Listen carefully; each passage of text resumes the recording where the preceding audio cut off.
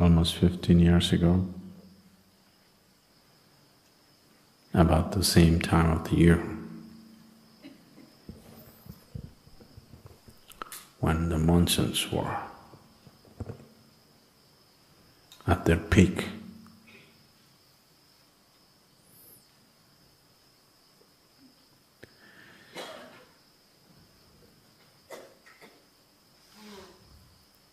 Monsoons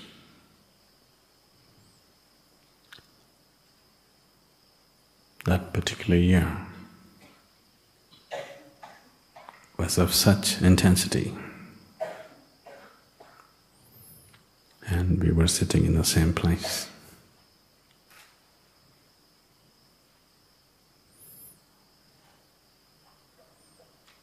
The building looks more stable.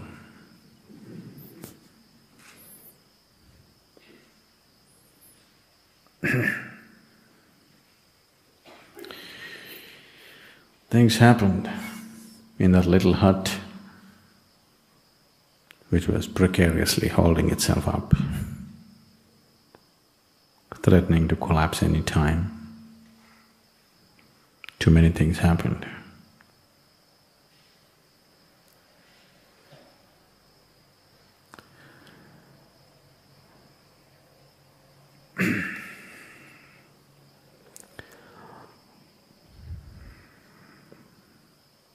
When I say too many things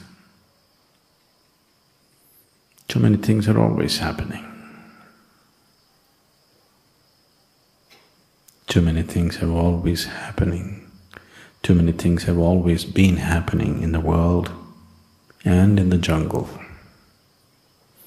on the plains and on the mountains. Too many things have always been happening. So this whole phenomena of life of such variety and such exuberance, if you have a little closer look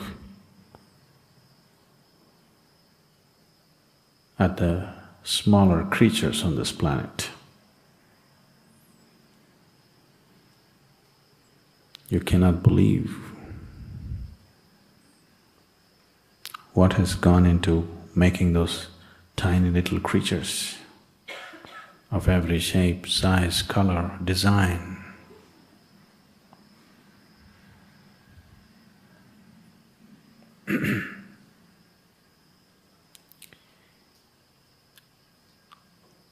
Unbelievable volume of detail.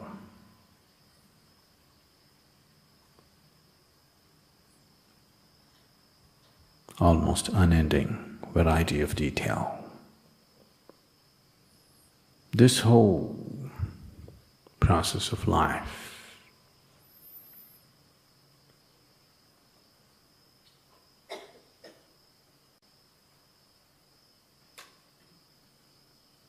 the life that you can see and the life that you cannot see, too much is happening.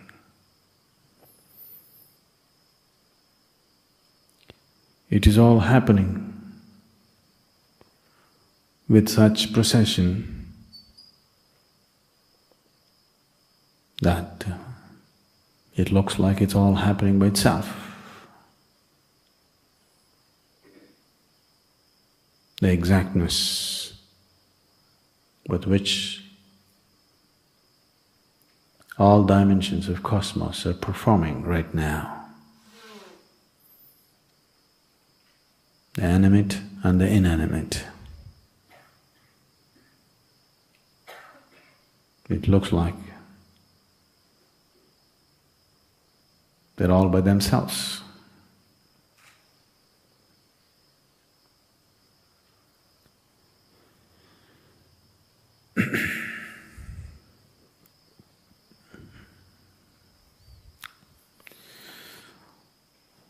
Once a month, I get an order from the publication department. Signed Alexander. I'm sorry, Alexandra. So I can't ignore. Sadhguru, it's time to write a poem. We need a poem for forest flower. We need it in the next 12 hours, 15 hours, 24 hours. Usually that's how it comes. So I haven't failed them, but I have been not on time many times. So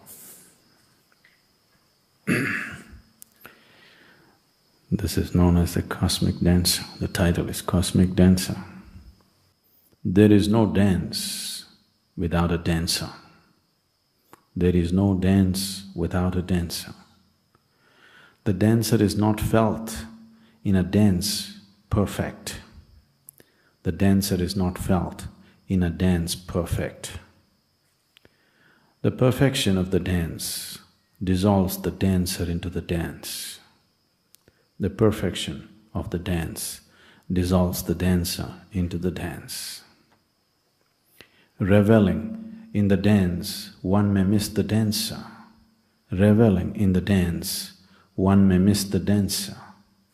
Absolute attention to the dance will bring forth the effulgent dancer. Absolute attention to the dance will bring forth the effulgent dancer. Only in knowing the dancer, all the dance is revealed. Only in knowing the dancer, all the dance is revealed. The speed, the rhythm and the flight are just the dancer's sleight. The speed, the rhythm and the flight are just the dancer's sleight. So, the dance is so perfect, we almost forget the dancer. But there can be no dance without a dancer. We cannot see the dancer because our vision, our attention becomes so surface-oriented. To identify the dancer in the dance, either you must get immersed in the dance, that you also become the dance, that you are not a spectator, you are it. Then you know the dancer by experience, you're touched by it. But if you want to know the dancer in its full depth, in his full depth and dimension, you want to know the source of dance, that which is the basis of the act, then you must be able to pay absolute attention. In a way, staying away from the dance. These things look contradictory. On one level I'm saying you must plunge into the dance. Another level I'm saying you must be able to watch the dance with utmost intensity.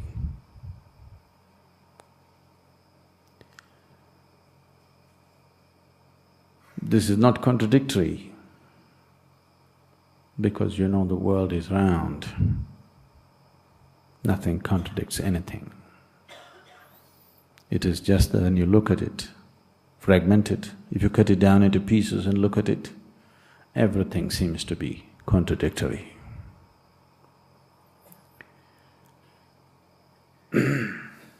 So, if you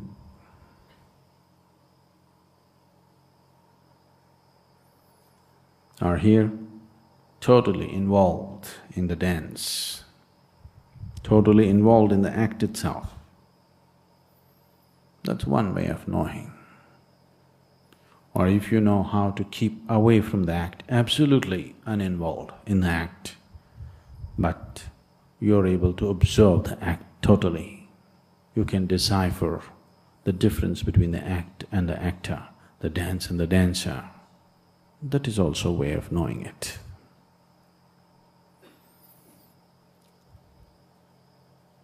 The second takes much more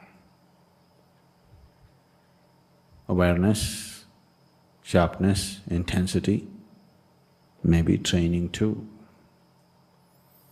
So it's easier to become part of the dance slowly as the rhythm picks up. As you get sucked into it,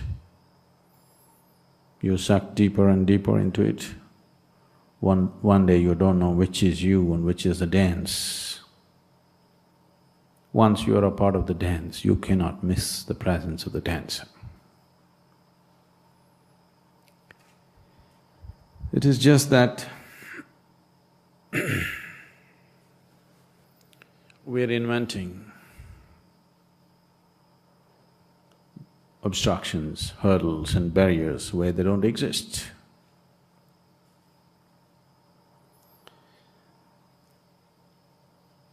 Recently, when I was in a satsang in Ceylon, someone asked, "I'm 54 years of age." He thinks that's a long time. And I have seen so many spiritual teachers, but I have never been drawn to anybody like you. I'm helplessly being drawn towards you. What is it that you got? So I said, I don't have anything that you don't have. It is just that all of us were given a seed that had the possibility of boundlessness. You are a very careful man.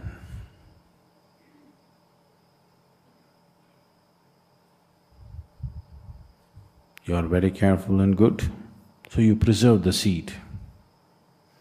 I destroyed the seed and made it into a tree. If you want to make a seed into a tree, the seed has to go. If you nurture the seed, it will become a tree. If you keep seed as a seed and walk around, it's stupid actually, but it is not.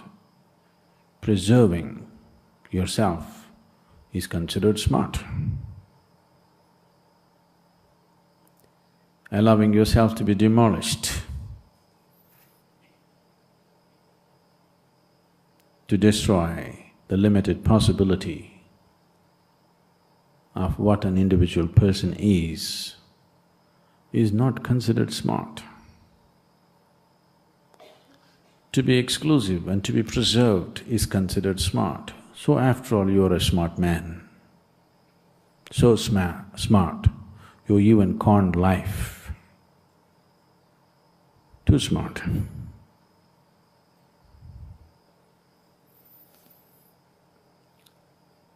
On a certain day, Shankaran Pillai himself decided to visit the yoga center.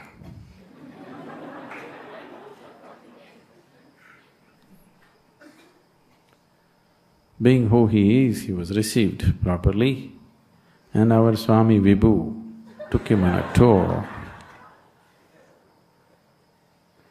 and put him up in the first floor of the Chitra block because it has the best view. You know that? Chitra block, first floor, has the best view in the whole of the ashram.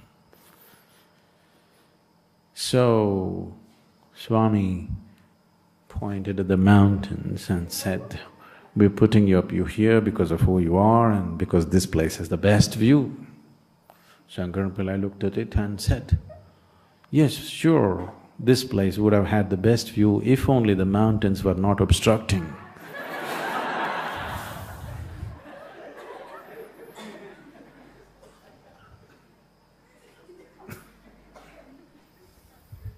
These people are doing to themselves. You don't understand mountain is the view. You think mountain is in the way. So the spiritual process is not just about doing this or that. It is many things.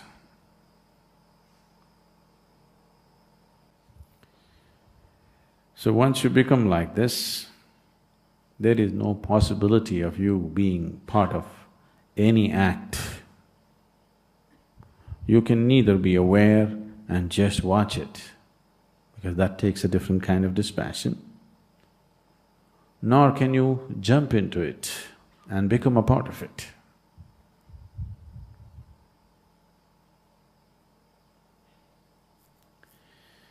Once it happened,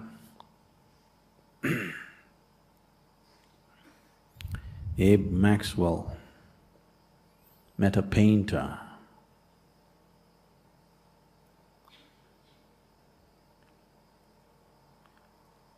whose name was Wolkowitz. And Wolkowitz was 73 years of age and just recently had been through an eye surgery.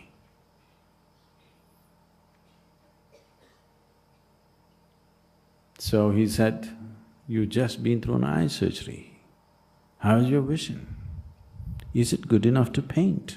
Can you continue to be a painter? Without sharp vision, this is difficult." So Wolkowitz said, "I think I can paint. In case I find my vision fails and I cannot paint, I will become a critic."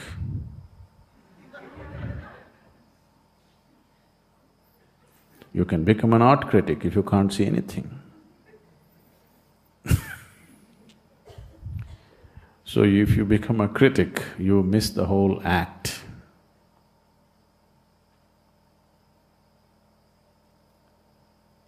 Either you be a painter or you be a lover of art. If you're a critic, you miss the whole point. You'll know neither this nor that. But this keeps happening all the time. Self-appointed critics simply waste their lives. I forget his name. One great literary critic said this, "I have seen statues and portraits of authors, poets, artists, but never of a critic."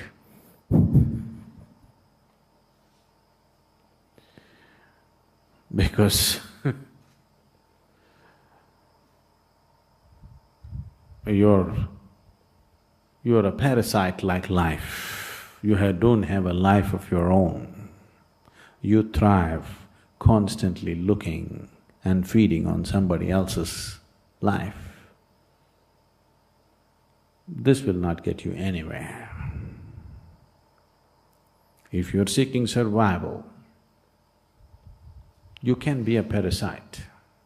If you're seeking liberation, you cannot be a parasite.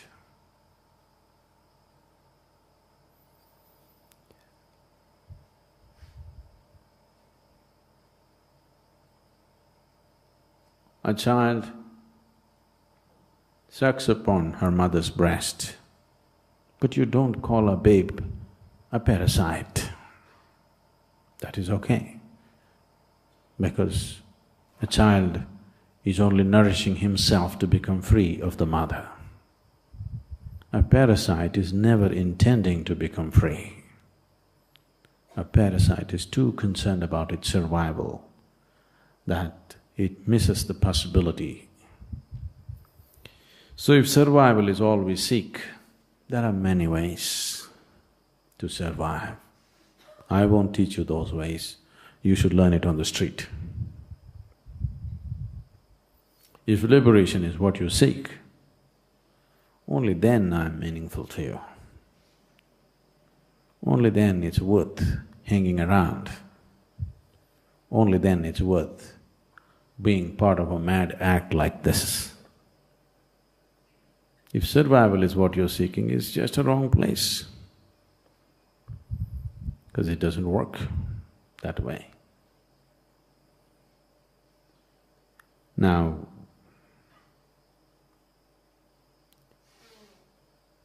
all of us have come with the same seed.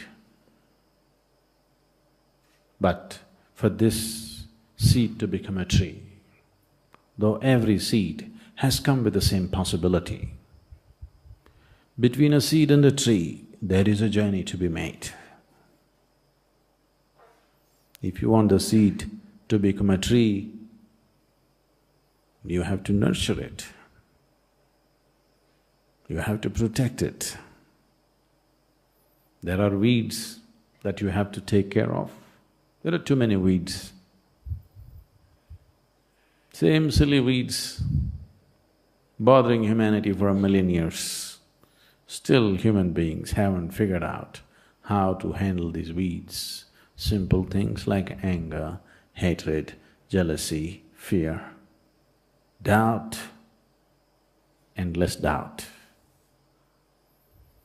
The same silly weeds have lasted too long because weeds don't need any nurturing. Weeds don't need any protection. Weeds don't need any cultivation, they just grow. But if you want a sacred seed to sprout and prosper, you have to weed the place, cultivate the land, manure it, and you have to make sure enough water and sunlight finds its way. If you're afraid of the harshness of the sunlight and avoid it, you will also avoid the life-nourishing warmth of the sunlight. In your enslavement to the instinct of self-preservation, you would like to avoid the sunlight, go stand in a shade, but you will miss the warmth of the life-nourishing light too. That which is the basis of life is also that which ends life. That which burns also bakes. If you're a good cook, you bake. If you're a bad one, you burn. It's a very simple but subtle operation. Baking bread, very simple thing, but a subtle operation. One who knows does it effortlessly. One who doesn't burns it up and makes it into cakes. Or he produces coal. Carbon is very good, you know. It's the basis of life on this planet. So making this work,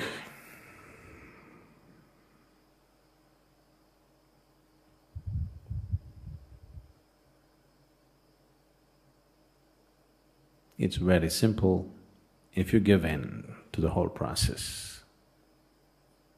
It's very hard if you resist and struggle with the simple process that is set forth. I have been talking about this in the past. When people come here, some people come as investigators. Slowly, they become students. Gradually, they become disciples. All this is fine, but if you want to be absorbed and you want to travel fast, you must become a devotee, otherwise it won't work. It takes a long time. and nobody can make you a devotee. There is no teaching. There is teaching as to how to make you into a good disciple. There is teaching as to how to make you into a good student. And of course, there is training as to how to make you into a good investigator. But there is no teaching or training as to how to make you into a good devotee. Stand like this, say that will not make you into a devotee. By doing this act or that act, by uttering these words or those words, you will not become a devotee. If you allow yourself to become a process, if you allow yourself to become part of the dance, then somewhere when the source of the dance touches you, then you naturally become one. There is no other way to be.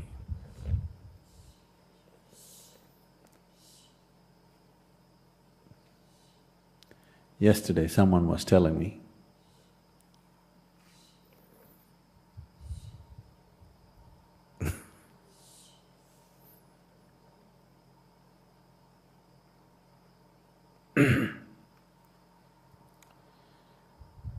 there have been moments when in the presence of the dhyana linga, I saw the whole universe. But with you, I have seen nothing.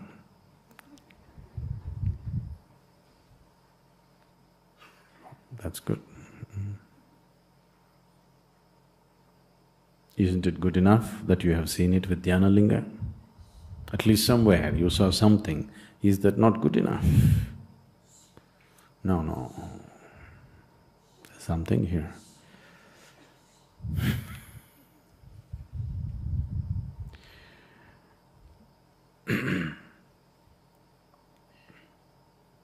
I carried dhyana linga within myself like a pregnant woman for 3 lifetimes.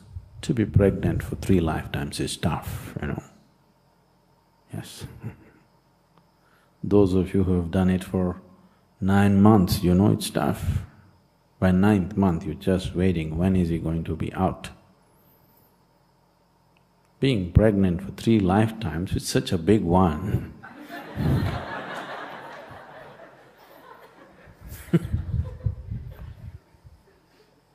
Not easy.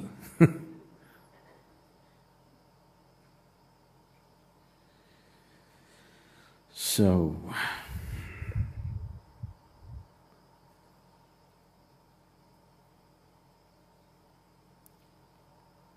don't waste your time.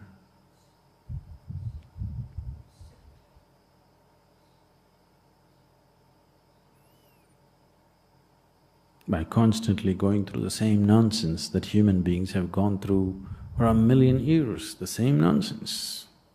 It's time to do some new nonsense at least, something new.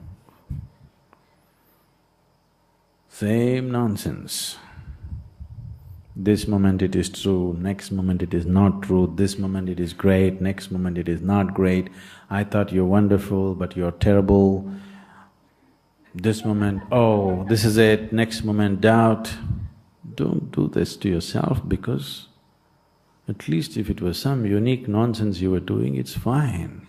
This is the same stupid nonsense people have done forever.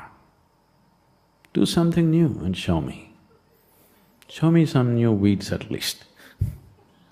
If you don't show me a fabulous crop, at least show me some new weeds. There are no new weeds, people have done it all. It's a very simple process. This damn weed growing business is a very simple process. Any fool can do it. You think you're doing it more intelligently than somebody else. There is no such thing. No, my doubt is not like that. My doubt is the same nonsense. Don't think it's more intelligent.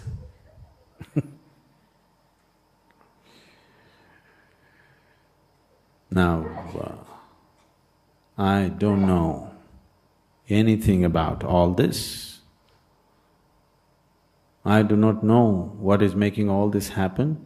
All I know is this much has worked for me.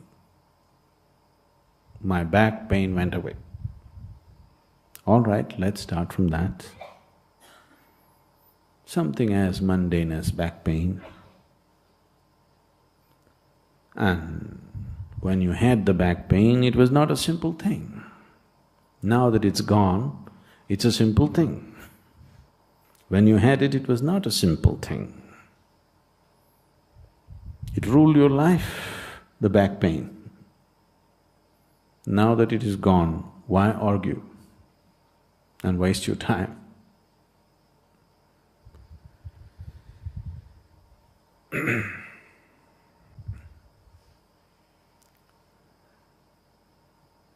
If you want to learn how to swim, you lie down in your bed and practice every day. Slowly, slowly, slowly you learn swimming. You will never learn swimming. You have to jump into the water and somehow thrash it out. What if I drown? Don't you see nobody has drowned till now? Isn't that good enough proof? Don't you see the pools of water that we create? People can't drown, even if you go in, it pushes you out. And don't you see that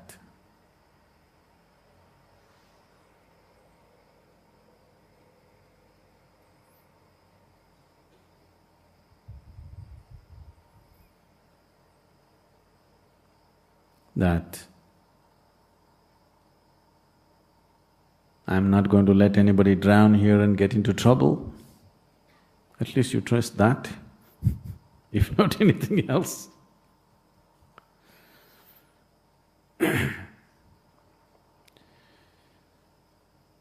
There is no other way to swim. You have to jump into the water.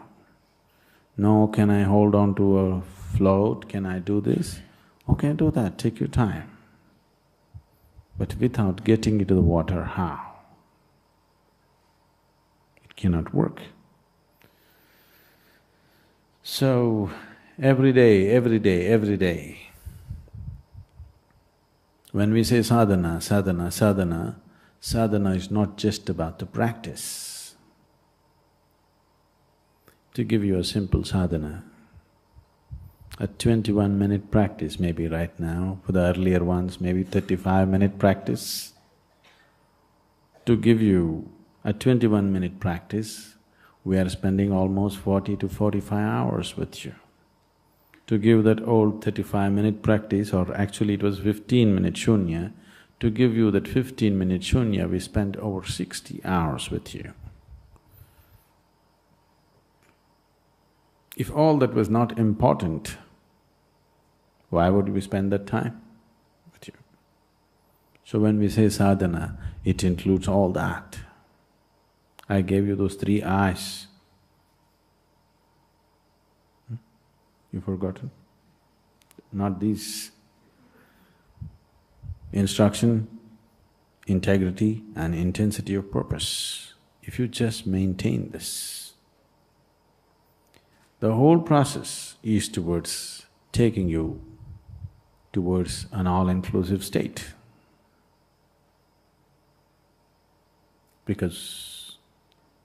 Not because that is my idea, not because that is my desire for you, because that is the nature of the Creator. And the seed of the Creator is within, and it will not rest. It will not give you a moment of rest in your life till it finds its original nature. Don't you have any hopes about knowing what peace is, knowing what bliss is, without allowing Him to have His way?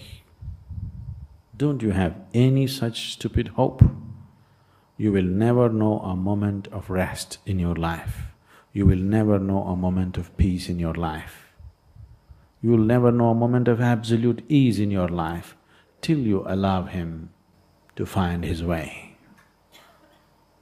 Otherwise, he will not let you rest, never.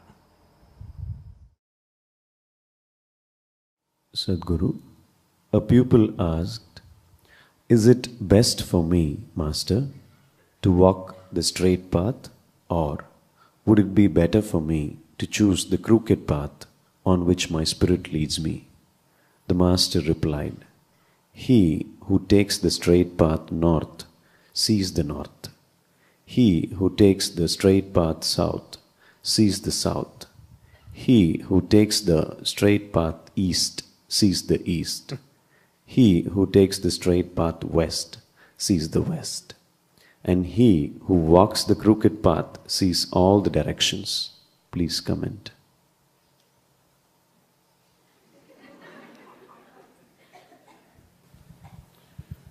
So, in praise of the crooked,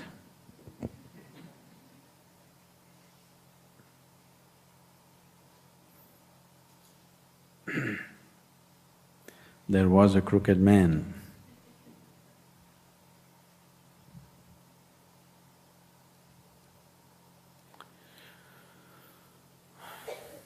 You need to understand, this… Who said this? Do you know who said that? No? No, not the question. Who was the master who said that? No? Okay. Okay, probably, most probably from the Zen tradition.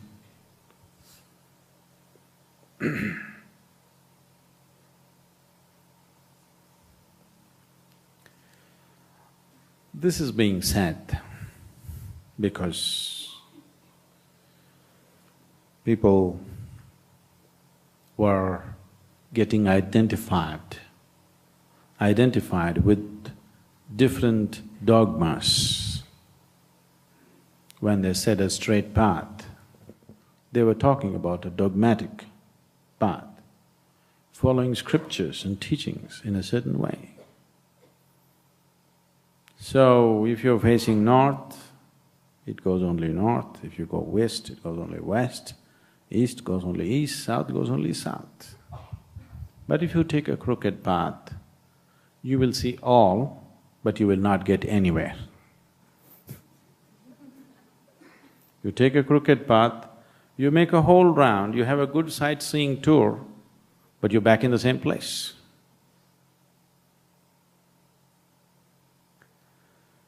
So, are you here to do sightseeing or are you here to get somewhere? That's a question.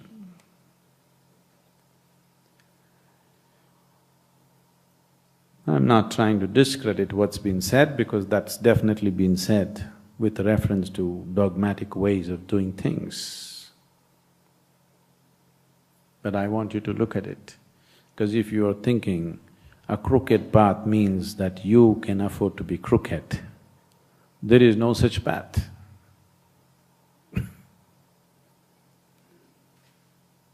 You can take a bend in the path, but you got to be straight. If you are thinking somebody is approving your crookedness, if you are crooked, there is no path. There is no such thing. If you are straight, everything is a path. There is no such thing as straight path, there is no such thing as crooked path, because the path is inward. Where is it straight? Where is it inward? If you go north, I would say you're wrong. If you go south, you're definitely wrong. If you go east, you're wrong. If you go west, you're wrong. If you go up, you're wrong. If you go down, you're wrong. Spiritual process will happen to you, not because you look up, not because you do look down, not because you look in the four different directions, but because you look inward. Inward is neither north nor south, nor east nor west, nor up nor down, because what is inward is dimensionless. That which is dimensionless can neither be approached by a straight path or a crooked path, but only by somebody who is straight within himself. Being straight within himself simply means at least you're straight with yourself. You've gotten used to bullshitting others. It's up to you. If you do it, slowly, situations will push you to your corner. In the larger societies, you can bullshit a little more, there's little more opportunity to get away with it. In a small society like this, if you bullshit two people, that day everybody knows you are a heap. And they know where to put you. Because here, gossip is an effective means of communication. Everybody knows. This person did a little bit of nonsense here and there, everybody knows. In the larger society, you could bullshit them a little while longer, but there also, if you bullshit too much, they'll push you to the corner. Maybe that's how you got here.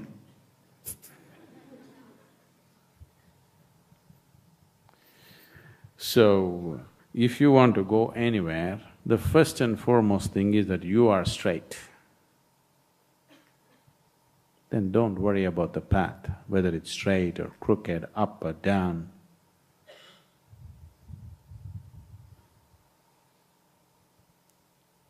Those are all created just to make you feel little adventurous. Actually, there is no path. You stepped out, you projected your whole life out, which is very illusory. If you stop the projection, everything is inside. Even now, everything is inside. Please tell me, where do you see me? Not here. I am entering through the windows of your eyes and you're seeing me within you. I am within you right now, you hear me within you. The whole world is within you, everything that ever happened to you is within you. So, the outward projection is an illusion. It is like, if you turn on the projector, the cinema is on the screen. It's all real. If you get involved with it, it's all real. In the cinema, people have fallen in love much more with the people that they saw two-dimensional on the cinema screen than the three-dimensional people who are around them, isn't it so? Isn't it so? More people on this planet have fallen in love with the two-dimensional play of light and sound than the three-dimensional play of flesh and blood. Isn't that so? Because they turn off the lights. That's the main thing. You do one thing, go and watch the greatest cinema with all the lights on. Your hero and heroine will not look attractive. The lights are all off. Naturally your focus, they became so beautiful, they became so attractive simply because all other things were cut off just by switching off the lights in the cinema hall. In a way, that's what meditation means. You close your eyes, and if you simply sit here, initially for a while the outside insanity plays itself out. If you simply sit in the right kind of presence, then after your outside nonsense has played itself out, There is no other distraction. You just look at this one. This is an explosive form of life. This is not a simple life. Now you saw the cinema in two-dimensional figures, and those people that you saw in the cinema, you fall in love with them much more. Somebody told you, love thy neighbor. If he had only told you, love your cinema star, it would instantly, his teaching would have worked. Neighbor. There are two. There's so much room for distraction. If all distractions are taken away and you just look at anything, you'll fall in love with that. Anything.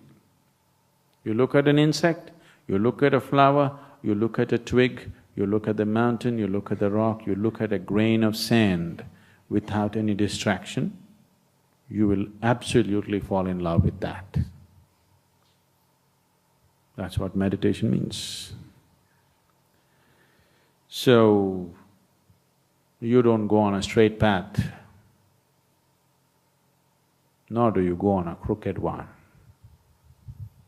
You stop doing this foolishness of doing straights and crookeds and bends. You learn to be straight with yourself. And don't try to go anywhere, just be simply here. It will happen, because there is nowhere to go. There is no way for anybody to experience anything outside of themselves, please see. There is no way for you right now to experience anything outside of yourself. Anything that happens to you happens only within you, never outside. So what path are you talking about? Path is always about going somewhere. When you have no need to go anywhere, then you're on the path. It's neither straight nor crooked. It is neither long nor short. It is definitely north nor south. It is inward.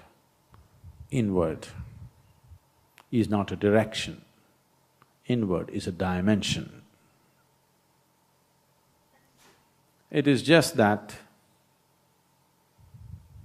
the problem with the spiritual path, the problem with lots of you being here is just this. On a certain day, an old farmer,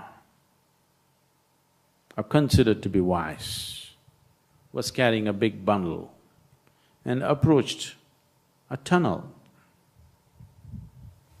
He was just about to enter the tunnel, then he thought, it's all right, the tunnel is wide enough here, I can enter this, but that little hole that I see there, I'm sure I cannot get out of it. And he backed out.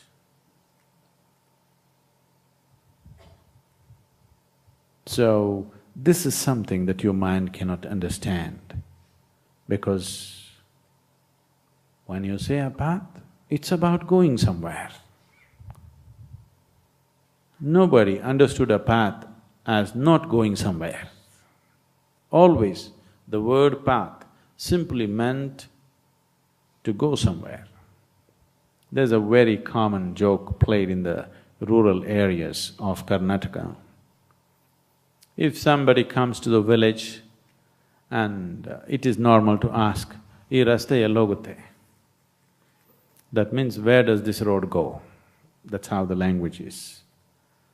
So, the smart answer is, "Ee raste ille biddirutte, ellu hogalla." That means, this road will lie here itself, it doesn't go anywhere. The road never goes anywhere, it's you who has to go. So,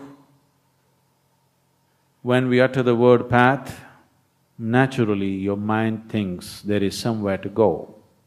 There is nowhere to go. When I say nowhere to go, that does not mean stagnation. I'm talking about really know where to go. I'm not talking about some where to go. Some is only this much or that much. No is limitless, isn't it? Something means a certain quantity. Nothing is not a quantity. It is another dimension which is measureless. It is another possibility which is beginningless and endless. So we are talking about nowhere to go, really nowhere to go, not somewhere. Somewhere is too small a place, it's not worth going.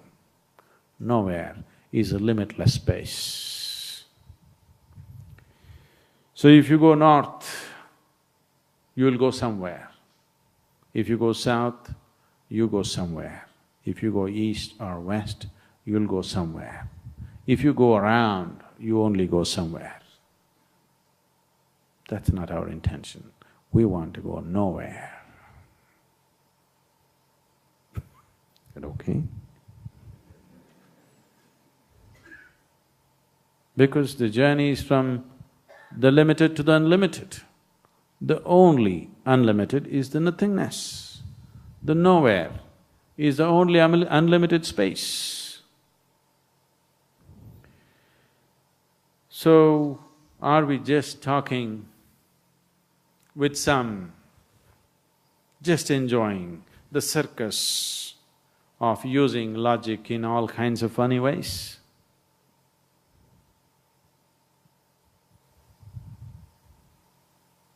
You ask the question because still your mind is in such a state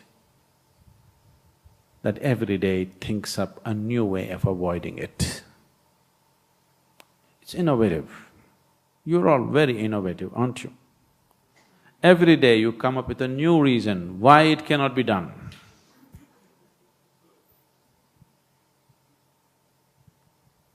I have convinced you 100 times over, it is possible.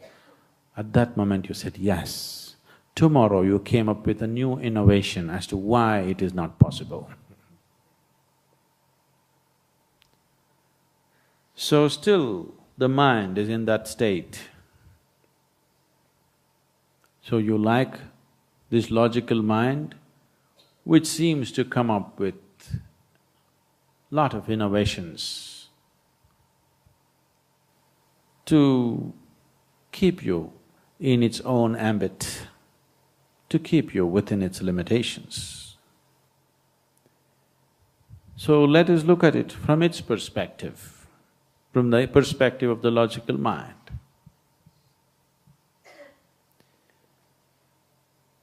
Now we understand, the logical mind also understands, the intellect understands that we exist within certain limitations. You are existing within certain limitations.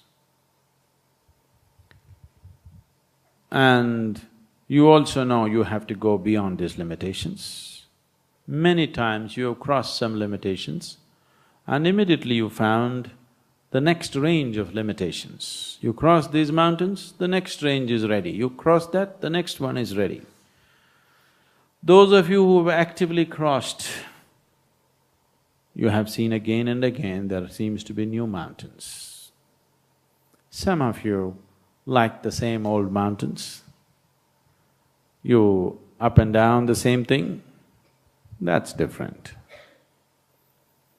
So the logical intellect, if you apply it with sufficient intensity, it clearly realizes that it is not the vehicle to take you beyond. So, if you do not know how to transcend the intellect, at least frustrate the intellect. Yes. You do not know how to transcend it, at least let it get frustrated, beaten. Then it lies low. When it lies low, we can do things with you. If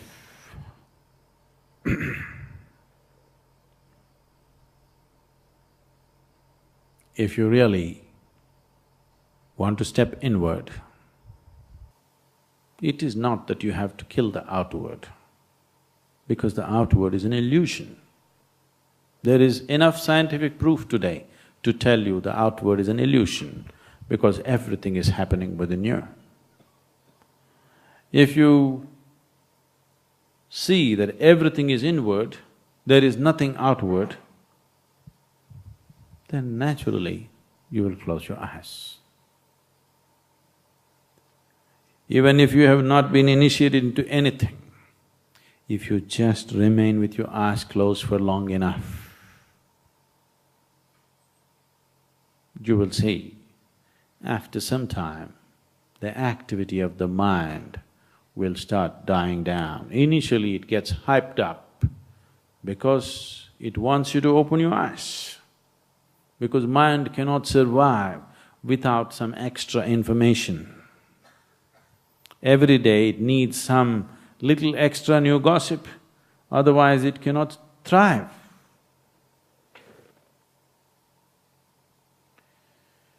So, if you simply remain with eyes closed for long enough, you will see the intellect will just lie low. It will be like your pet dog. Be there, we don't want to kill him, we need him. But we need him when we need him. When we don't want him, we want him to just shut up and sit there. We don't want him to be all the time yelping and barking endlessly. We want him to shut up and sit. When we need him, we want to let him go. Otherwise, we want him to lie low. And he will lie low. Once your intellect lies low, if you give it enough time, then the true intelligence begins to function. What you call as your intelligence and what you call as the source of creation are not different. Once that begins to function, you're naturally a blissful being, there is no other way to be. Once you're touched by the source of creation, once you stop playing your own games, from the petty information, from the gossip that you have gathered. What you call as information is just gossip. Some people, if you don't like the people who are gathering information, you call them gossipers, otherwise you call them social scientists. Isn't it? Isn't it so? So, this gossip that you have gathered, your intellect is thriving on it. If you keep your gossip aside, and if true intelligence begins to function, then you and the Creator are not different. Once this is so, being blissful is very normal. It is not something that you aspire for, it is not something that you long for. It is not something that you create, that is the way it is. Only when you're blissful by your own nature, then you are willing to drop into the abyss of nothingness. Then you're truly ready to go nowhere. When you're not blissful by your own nature, it is very natural for you to hanker, to go somewhere. You want to go north, south, east or crooked. Whichever way, you're still longing to go somewhere. You're not willing to drop into the abyss of nothingness. When you say, I'm seeking the boundless, you're talking about falling into nothingness. It is not a threat. Oh, is it a bottomless pit? Yes, it is. And a bottomless pit is not dangerous. Only a pit with a bottom is dangerous. If there is no bottom to the pit, what is the problem in jumping? you will be eternally suspended, unharmed, untouched by anything. If there is such a space which is bottomless, and if you fall into it, is there any danger? Is there any danger at all to you? Only if it has a bottom, you will go and get smashed. It is truly a bottomless pit. Bliss is a bottomless pit. Only when you fall into the bottomless pit are you truly blissful. Otherwise, you are constantly hankering, wanting to get somewhere, wanting to get somewhere.